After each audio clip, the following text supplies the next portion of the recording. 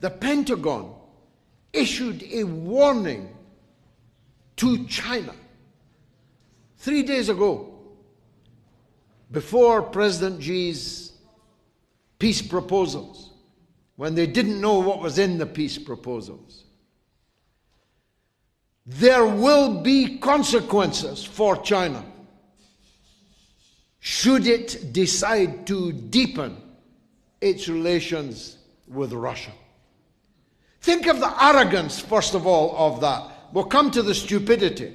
But think of the arrogance of one superpower threatening a second superpower with consequences were it to decide to have more friendly relations with a third party. The sense of exceptionalism you must feel to think you're entitled to do that, to think you're entitled to warn other countries who they can be friends with. But let's turn to the stupidity of it. You know, from Richard Nixon and Henry Kissinger onwards, it was the policy of the United States to keep Russia and China as far apart as it was possible to keep them, and if possible, to keep them at each other's throats.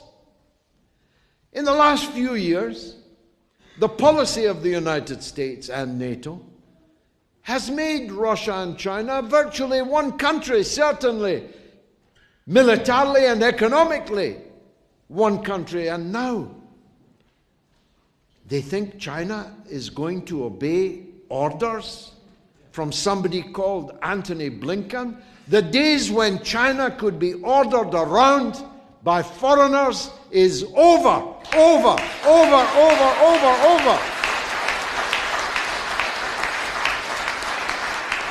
Ditto South Africa. South Africa was warned, why are you having joint naval exercises with the Russian and Chinese navies? As the leadership in South Africa pointed out,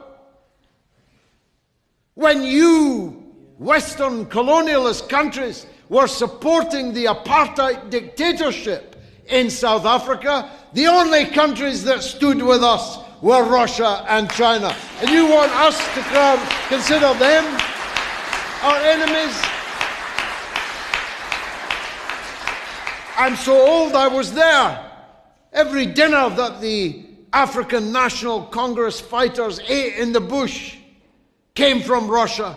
Every uniform they had, every gun that they carried, every international initiative, campaign that they were able to mount to bring about the freedom of South Africa came from the then Soviet Union and from China. And now you want South Africa to be an enemy of Russia and China? Are you crazy? And South Africa has said no. India has said no. Iran has said no. Latin America, from north to south, has said no. Asia has said no. The Arab worlds, even the Saudis and the kings and the sheikhs in the desert have said no. The world is not against Russia and China.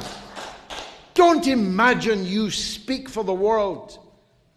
The West, if you include it in it, countries that are very definitely not in the West. The last time I looked at the globe, Australia is not in the West.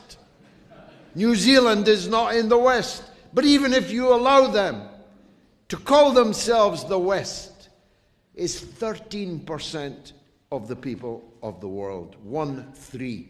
13% of the world's population lives in what could loosely be described as the West.